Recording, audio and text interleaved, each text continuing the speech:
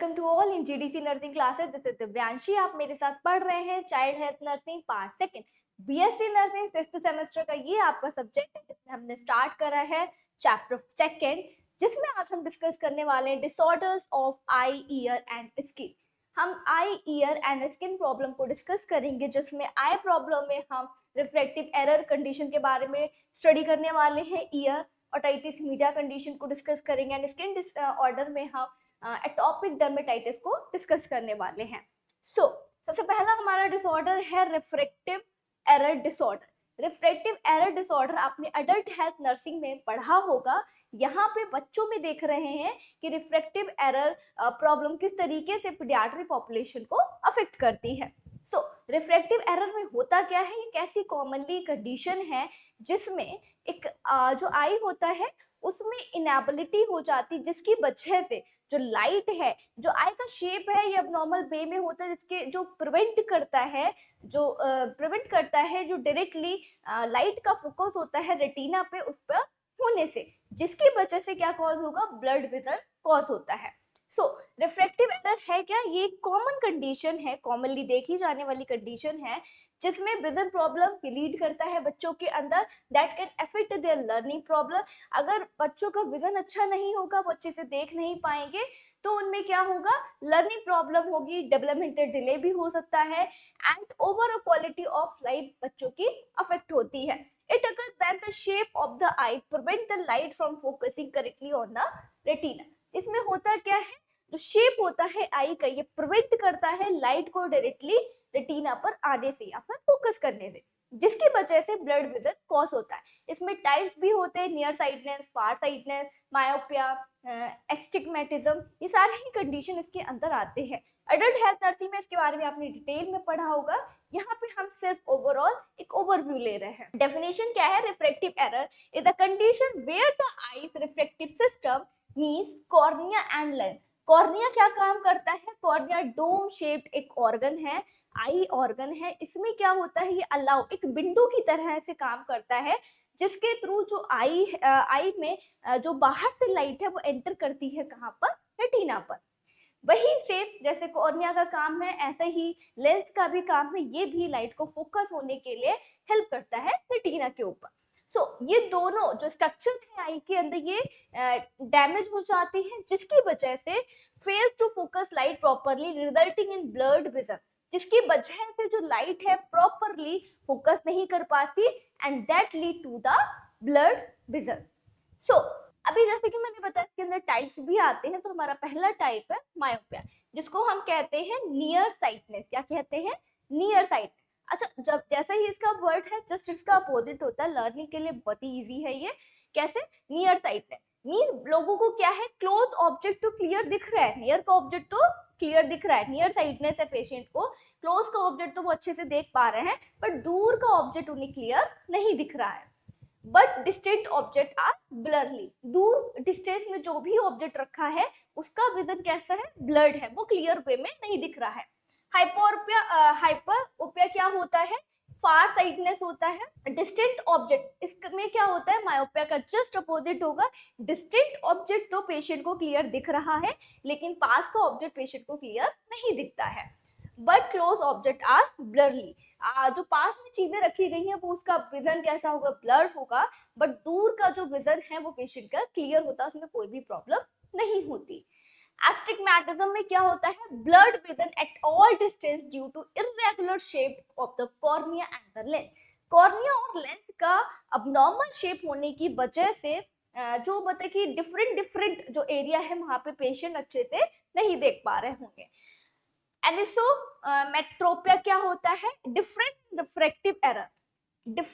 जो भी refractive error है वो पेशेंट में क्या होते हैं, डिफरेंट होते हैं, मतलब जो आईज हैं इनके बीच में जो फोकस है रेटिना का, ये डिफरेंट होता है। लेफ्ट एंड द राइट जो आई है उसमें डिफरेंस होता है रिफ्रैक्टिव सिस्टम में। बिटवीन द टू आई, दोनों आई के बीच में, लेफ्ट एंड द राइट दोनों आई के बीच में जो रिफ्रैक्टिव सिस्टम है उसमें एरर है, डिफरेंस प्रेजेंट होता है। क्या क्या कॉजेस हो सकते हैं इसके? जेनेटिक फैक्टर की वजह से ये लीड कर सकता है रिफ्रैक्टिव एरर को। फैमिली में कोई हिस्ट्री रही है, मदर अफेक्टेड है या फिर फादर अफेक्टेड है, जिस वजह से बेबी में भी ये कंडीशन दिख रहा है।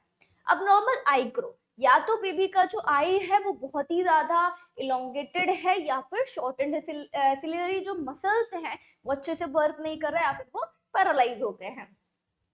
कुछ एनवायरमेंटल फैक्टर्स भी होते हैं जो लीड करते हैं ब्लड विजन को या फिर रिफ्रैक्टिव एरर को। मीन्स बेबी का डाइट अच्छा नहीं है, विटामिन ए का डेफिशिएंसी है, न्यूट्रिशनल प्रॉब्लम है, सेवरल न्यूट्रिशनल प्रॉब्लम है, जिसकी वजह से पेशेंट का या फिर चिल्ड्रंस का जो विजन है वो ब्लर्ड होता है। नेक्स्ट हम देखेंगे क्या क्या साइन सिम्टम्स अकर होंगे due to refractive error. Patient को सबसे पहला तो इसका साइन एंड सिम्टम्स आपको पता ही होगा, पेशेंट का विजन इम्पेयर्ड होता है, पेशेंट को ब्लर दिखेगा, हो सकता है फार साइडनेस हो या फिर नियर साइडनेस हो या फिर मल्टीपल एरिया में वो अच्छे से देख ना पा रहे हो या फिर उनका रिफ्रैक्टिव सिस्टम में डिफरेंस हो। नेक्स्ट है हेडक, जब भी अगर लाइट रेटिना पे फोकस नहीं कर पा रही तो इसकी वजह से जिन भी पेशेंट्स में जो भी पेशेंट है जिनमें आई डिसऑर्डर होता है, विजन प्रॉब्लम होता है, उन पेशेंट में आप ये कंप्लेंट जरूर सुनेंगे कि उनको सीवियर हेडेक होता है। It is also indirectly connected to the eye system. Frequent headache due to the eye strain, eye strain की वजह से पेशेंट बहुत ही ज्यादा हेडेक फील करते हैं। आई स्ट्रेन क्या होता है? बहुत ही ज्यादा आईज पेशेंट को कैसे फटीग फील होते हैं, बहुत जल्दी जल्दी से आईज को वो रब करेंगे, स्क्वीटिंग जैसे कंडीशन वहां पे अराइज होते हैं। Difficulty with the school work, patient क्या है, जब भी पेशेंट का जो चिल्ड्रंस हैं, बच्चों की बात कर रहे हैं, तो अगर उनका विजन इम्पेयर्ड है जिस वजह से उनका लर्निंग अबनॉर्मलिटी उनमें देखने को मिलती है, ग्रोथ एंड डेवलपमेंटल डिले भी होता है, जिस वजह से उनका जो एकेडमिक परफॉर्मेंस है वो इम्पेयर्ड हो जाता है। Struggling with the reading, writing and visual task. Next है diagnostic evaluation, normally visual acuity test को परफॉर्म करते हैं विजन को आइडेंटिफाई करने के लिए। रिफ्रैक्शन टेस्ट को करेंगे, determine the refractive error. Cycloplegic refraction को चेक करते हैं, ये कैसा एक कंडीशन है, कैसा टेस्ट है जिसमें जो सिलरी मसल्स हैं वो कैसे हो जाते हैं, वीक हो जाते हैं, जो क्या कॉज करते हैं, जिसकी वजह से जो अकोमोडेशन होता है, जो नेचुरल एक फिनोमिना होता है आई का फोकस करने के लिए, जो भी कोई दूर ऑब्जेक्ट है उसको देखने के लिए, तो उसको ये मेजर करने के लिए साइक्लो प्लेजिक टेस्ट किया जाता है आई की सिलरी मसल्स जो पैरालाइसिस हो गए इसको डिटेक्ट करने के लिए। Temporarily paralyse accommodation to the measure refractive error को मेजर करने के लिए करते हैं। अकोमोडेशन क्या होता है? ये एक ऐसा वर्ड है जो डिफाइन करता है, ये नेचुरली एक फिनोमिना होता है, एक आई की एबिलिटी होती है जो दूर रखे हुए ऑब्जेक्ट को क्लियर वे में देख पाए। जब भी पेशेंट के ऑब्जेक्ट दूर रखा गया है वो अच्छे से देख पा रहे हैं while during the time of the changing the shape of the lens, उस टाइम ड्यूरेशन पे, तो उस एबिलिटी को अकोमोडेशन कहा जाता है। मैनेजमेंट क्या है? कॉन्टेक्ट ग्लासेस का यूज कर सकते हैं for correcting the vision of the patient. Patching therapy का यूज कर सकते हैं जब भी लेजी आईज है उसको ट्रीट करने के लिए। Treat the amblyopia, lazy eyes को ट्रीट करने के लिए पैचिंग थेरेपी किया जाता है। One side of the I patient का क्या करते हैं, पूरा सा कवर कर देते हैं, जिसके थ्रू उनका विजन जो है वो इम्प्रूव हो सकता है। विजन थेरेपी पेशेंट को देंगे विजन स्किल्स को इम्प्रूव करने के लिए, या फिर आई एक्सरसाइज भी जो डॉक्टर्स हैं वो सजेस्ट करते हैं। रेगुलर आई एग्जामिनेशन के लिए पेशेंट को इन्फॉर्म करना है। नेक्स्ट कंडीशन आता है ओटाइटिस मीडिया, ये आपका किसका डिसऑर्डर है? ईयर का डिसऑर्डर है। इसमें क्या होता है? Otitis media also known as the middle ear infection. Middle ear affected होता है, टिम्पैनिक मेम्ब्रेन अफेक्टेड होती है, जहां पे हियरिंग लॉस जैसे कंडीशन भी अराइज होते हैं। is a common condition in the children that cause the discomfort, hearing loss and the impact speech development, जिसकी वजह से पेशेंट का स्पीच की जो एबिलिटी होती है वो भी अफेक्टेड हो जाती है या फिर हम कह सकते हैं इम्पेयर्ड हो जाती है। Otitis media middle ear infection है जिसमें टिम्पैनिक मेम्ब्रेन मेनली अफेक्टेड होती है, जिस वजह से पेशेंट का हेयरिंग लॉस भी हो सकता है। अगर पेशेंट का हेयरिंग लॉस हो रहा है उस वजह से पेशेंट को स्पीक करने में, बातचीत करने में भी प्रॉब्लम होती है, डेवलपमेंटल डिले जैसे कंडीशन दिखते हैं। Otitis media is an inflammation of the middle year. Otitis media क्या है? मिडल ईयर में इन्फ्लेमेशन को ये कॉज करता है, यूजली बाय द बैक्टीरिया और द वायरल इन्फेक्शन। बच्चों में ये किस वजह से नॉर्मली दिखता है? बैक्टीरिया या फिर वायरल इन्फेक्शन की वजह से ओटाइटिस मीडिया अराइज होता है, जिसकी वजह से मिडल ईयर पेशेंट का अफेक्टेड होगा। क्या क्या इसके कॉज टाइप है एक्यूट ओटाइटिस मीडिया? इसको ट्रीट करना अर्ली स्टेज में नेसेसरी हो जाता है। अगर अर्ली स्टेज में हमने इसको ट्रीट नहीं करा तो ये फर्दर और भी ज्यादा कॉम्प्लिकेशन को लीड करता है। पस का कलेक्शन कॉज कर देगा, ड्रेनेज कॉज करता है ईयर के अंदर, जिस वजह से जो ईयर का कंडीशन है वो और भी ज्यादा वर्स हो जाएगा। तो एक्यूट ओटाइटिस मीडिया में क्या है? सडन एंड ऑनसेट, मतलब एकदम से अटैक होता है इन्फेक्शन का, बैक्टीरिया या फिर वायरल इन्फेक्शन का, जिस वजह से साइन एंड सिम्टम्स दिखना स्टार्ट हो जाते हैं। क्रॉनिक ओटाइटिस मीडिया में क्या होगा? विद द इफ्यूजन, इफ्यूजन इसमें दिखने को मिलता है परसिस्टेंट फ्लूइड बिल्डअप। जैसे कि मैंने बताया, अगर अर्ली स्टेज में इसको ट्रीट नहीं किया गया तो फ्लूइड का, पस का कलेक्शन यहाँ पे होने लगता है। In the middle ear without sign of the infection, हो सकता है कोई भी वायरल या फिर बैक्टीरियल इन्फेक्शन ना हो, बट यहाँ पे ड्रेनेज स्टार्ट हो गया है या फिर फ्लूइड बिल्डअप होना स्टार्ट हो गया है। नेक्स्ट है रिकरेंट ओटाइटिस मीडिया। रिकरेंट का मतलब ही है frequent attack of the acute otitis media. लगातार अटैक हो रहा है एक्यूट ओटाइटिस मीडिया का, देन ये कंडीशन लीड करती है किसमें? Frequent episode of the recurrent otitis media. क्या क्या कॉजेस हो सकते हैं? पहले ही हमने देखा है बैक्टीरिया या फिर वायरल की वजह से ये कॉज होता है। बैक्टीरिया इन्फेक्शन जैसे कि स्ट्रेप्टोकोकस निमोनिया, हेमोफिलस इन्फ्लुएंजा, ये क्या कॉज करते हैं? ओटाइटिस मीडिया को लीड करते हैं। Viral infection respiratory virus like the RSV anti influenza की वजह से भी कॉज हो सकता है। यूस्ट्रेशियन ट्यूब डिस्फंक्शन, यूस्ट्रेशियन ट्यूब का क्या काम होता है? ये कनेक्शन को प्रोवाइड करता है मिडल ईयर से नासोफैरिंक्स तक, जो upper part of the throat है बिहाइंड द नोज, उसके बीच में, उस डायरेक्शन के बीच में ये कनेक्शन प्रोवाइड करता है। Provide the connection from the middle ear to nasopharynx. Blockage of the dysfunction of the tube connecting the middle ear to the throat, जिसकी वजह से यूस्ट्रेशियन ट्यूब अफेक्टेड है तो ये पार्ट भी कैसा है? इम्पेयर्ड हो जाएगा due to cause of the inflammation in the middle ear. Middle ear में इन्फ्लामेशन है, इस वजह से जो कनेक्शन है ये इम्पेयर्ड हो जाता है। नेक्स्ट हम देखेंगे डायग्नोस्टिक इवैल्यूएशन, इसको किस तरीके से डायग्नोस कर सकते हैं? ओटोस्कोपी कर सकते हैं, visual examination of the ear canal and the ear drum, tympanic membrane को विजुअलाइज वे में देखना, या फिर टिम्पैनोमेट्री बहुत ही मोस्ट कॉमन टेस्ट है डिटेक्ट करने के लिए, whether middle ear function and the mobility को चेक करने के लिए करते हैं, या फिर ऑडियोमेट्री टेस्ट, हियरिंग लॉस अगर पेशेंट का हुआ है तो उसको भी परफॉर्म किया जा सकता है। वेबर टेस्ट वगैरह हम इसमें परफॉर्म कर सकते हैं। For the management of the otitis media हम क्या करेंगे? Antibiotic treat the bacteria infection. अगर बैक्टीरिया की वजह से कॉज हुआ है तो एंटीबायोटिक स्टार्ट करेंगे, एंटीवायरल थेरेपी पेशेंट को स्टार्ट करेंगे।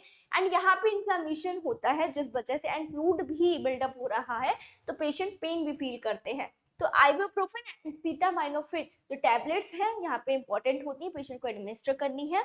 वॉचफुल वेटिंग, मॉनिटर करेंगे साइन एंड सिम्टम्स को, जिसकी वजह से हो सकता है कि ये साइन एंड सिम्टम्स अपने आप से रिजॉल्व हो जाए, टाइम पीरियड में इन्फ्लेमेशन रिड्यूस हो जाए। टिम्पैनोस्टोमी ट्यूब्स, जो भी फ्लूइड बिल्डअप हुआ है मिडल ईयर में क्रॉनिक ओटाइटिस मीडिया की वजह से, तो टिम्पैनिक मेम्ब्रेन में एक होल को फॉर्म किया जाता है, जिसकी वजह से जो back side of the middle ear में, जो बैक साइड में जो फ्लूइड बिल्डअप है वो ड्रेन आउट हो पाए। So tympanostomy tube surgical insertion of the tube to drain the fluid, क्यों करते हैं? फ्लूइड को ड्रेन आउट करने के लिए। एंड हम गुड हाइजीन प्रैक्टिस को परफॉर्म कर सकते हैं, फॉलो कर सकते हैं, जिसकी वजह से हम वायरल और बैक्टीरियल इन्फेक्शन दोनों को ही प्रिवेंट कर पाए एंड इवेंचुअली हम ओटाइटिस मीडिया को भी फिर प्रिवेंट कर सकते हैं। नेक्स्ट हम देखेंगे एटोपिक डर्मेटाइटिस। ये आपका कैसा कंडीशन है? ये स्किन डिसऑर्डर है और ये बहुत ही क्रॉनिक कंडीशन होती है पेशेंट की बॉडी में, और समटाइम डॉक्टर्स बताते हैं कि एक ऐसा कंडीशन है जो इनक्योरेबल है, जिसको हम ट्रीट नहीं कर सकते, और बच्चों के अंदर ये हैंड्स में, उनके फीट में, स्काल्प में ये बहुत ही सीवियर ईचिंग को, रेडनेस को कॉज करता है, जिसकी वजह से बच्चे बहुत ज़्यादा फ्रस्ट्रेटेड रहते हैं और बहुत ही क्रॉनिक कंडीशन को ये लीड करता है, तो ये एक सीरियस कंडीशन है बच्चों के अंदर। Atopic dermatitis also known as the eczema, जिसको हम एक्साइमा के नाम से भी जानते हैं, मेनली जेनेटिक फैक्टर्स की भी वजह से हो सकता है, या तो फिर बेबी बहुत ज्यादा एक्सपोजर में आए हैं डस्ट के या फिर सन के एक्सपोजर में, जिस वजह से भी ये लीड होता है। ये the chronic skin condition that affect the children, बहुत ही सीवियर एंड पेनफुल कंडीशन है बच्चों के अंदर, जो क्या कॉज करेगा, इन्फ्लामेशन को, ईचिंग को एंड स्किन बैरियर डिस्ट्रप्शन। जो अपर लेयर होता है स्किन का वो डैमेज हो जाता है, इसकी वजह से जितने भी पार्टिकल्स हैं डस्ट वगैरह के वो inner lining of the skin में पेनिट्रेट कर पाते हैं इजीली इस कंडीशन में। Then a definition: atopic dermatitis is a complex multifactorial condition. Means multiple of factors होते हैं जो contribute करते हैं atopic dermatitis को। environmental factors भी हो सकते हैं, genetic factors भी हो सकते हैं जो lead कर रहे हैं और atopic dermatitis characterized by the skin inflammation, जिसमें क्या क्या साइन और सिम्टम्स आपको दिखेंगे कि पेशेंट का जो स्किन है वो इन्फ्लेम्ड होता है, इम्यून सिस्टम डिसरेगुलेशन, मतलब इम्यून सिस्टम पेशेंट का इम्पेयर्ड होगा, and skin barrier dysfunction, skin जो बैरियर सिस्टम है जिसकी वजह से जो प्रिवेंट करता है यूवी रेज को स्किन के अंदर जाने से, तो वो फंक्शन भी इम्पेयर्ड हो जाता है। नेक्स्ट हम देखेंगे क्या क्या टाइप है। इन्फेंटाइल फेज, चिल्ड्रन चाइल्डहुड में इन्फेंट फेज में दो अलग अलग फेजेस होते हैं। 0 to 2 इयर्स में बच्चों के अंदर facial and the extensive involvement, face area involve होता है। इससे बड़े बच्चों के अंदर चाइल्डहुड फेज में 2 to 12 ईयर में involve the flexural area neck and the wrist, neck area involve होता है, मेनली हैंड और लोअर लिम्ब भी इसमें अफेक्टेड होते हैं, एंड समटाइम ये स्कैल्प एरिया को भी ये इन्वॉल्व करता है। नेक्स्ट है एडोसेंट फेज में परसिस्टेंट टू इम्प्रूव, परसिस्टेंट होगा but it can be improve in a condition. Next है कॉज, जेनेटिक प्रीडिस्पोजिशन की वजह से, जैसे कि मैंने बताया जेनेटिक फैक्टर्स हैं जो लीड कर सकते हैं टॉपिक डर्मेटाइटिस को, and skin barrier dysfunction, impaired skin barrier allow the allergens and the irritant to penetrate the skin, skin barrier जो मैकेनिज्म है, जो सिस्टम है, वो अच्छे से फंक्शन नहीं कर रहा, इस वजह से भी ये लीड होता है। Immune system dysregulation, imbalance in the immune response contribute to the inflammation, immune system patient का कैसा है, इम्पेयर्ड हो गया है, जिस वजह से इन्फेक्शन या फिर जो डस्ट पार्टिकल है वो इजीली बॉडी में पेनिट्रेट कर रहे हैं या फिर इन्फेक्शन को, इन्फ्लामेशन को कॉज कर रहे हैं। एनवायरमेंटल फैक्टर्स भी होते हैं, डस्ट है, बहुत ज्यादा पेशेंट सन के एक्सपोजर में है, या फिर अदर जो इरिटेंट है उसके एक्सपोजर में पेशेंट आ रहे हैं, तभी ये कंडीशन लीड करती है टॉपिक डर्मेटाइटिस को, या फिर स्ट्रेस फैक्टर वो भी लीड करता है एटॉपिक डर्मेटाइटिस को।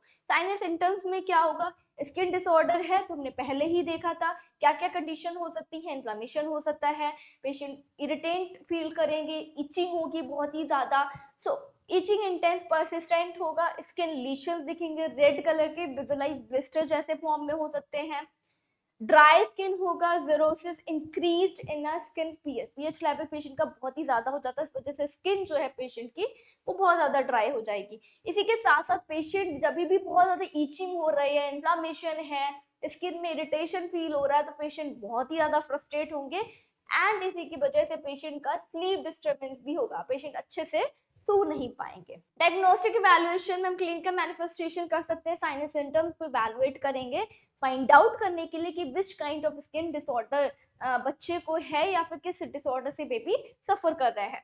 मेडिकल हिस्ट्री लेंगे, पास हिस्ट्री कलेक्ट करेंगे कि पेशेंट के फैमिली मेंबर में कोई हिस्ट्री तो नहीं रहा है एटोपिक डर्मेटाइटिस का, या फिर ऐसा कंडीशन तो नहीं है जिसमें बेबी का जो स्किन बैरियर डिसफंक्शन हो गया है, इम्यून सिस्टम बेबी का बहुत ही ज्यादा वीक है, तो सारी कंडीशन को आइडेंटिफाई करेंगे, या फिर रिसेंटली बेबी किसी ऐसे पेशेंट के एक्सपोजर में तो नहीं आया जिनको टॉपिक डर्मेटाइटिस है, तो ये सारे कंडीशन को इवैल्यूएट करना है।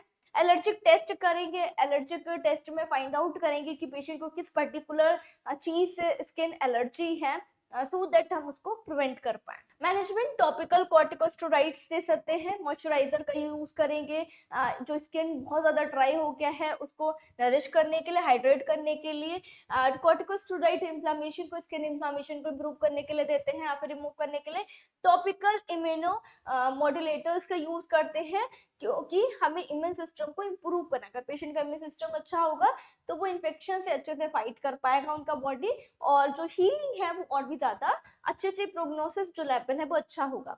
अवॉइड द ट्रिगर, ऐसे फैक्टर्स को अवॉइड करना, स्ट्रेस फैक्टर्स हो सकते हैं या फिर ऐसा इन्वायरमेंट हो सकता है जो बेबी की बॉडी को अफेक्ट कर रहा है, इसकी वजह से उनका जो कंडीशन है वो और भी ज़्यादा वर्स होता जा रहा है। तो उन फैक्टर्स को हमें अवॉइड करना है, लाइफ स्टाइल में चेंजेस लाएंगे, स्ट्रेस मैनेजमेंट करेंगे and gentle skin care patient को प्रोवाइड करेंगे। So that's all about the eye ear and skin disorder in a children. किस वजह से होता है हमने ये देखा, इसके टाइप्स को डिस्कस करा एंड इसके मैनेजमेंट को देखा कि हम इसको किस तरीके से मैनेज कर सकते हैं। आई होप इस वीडियो के थ्रू आपने कुछ तो लर्न करा है।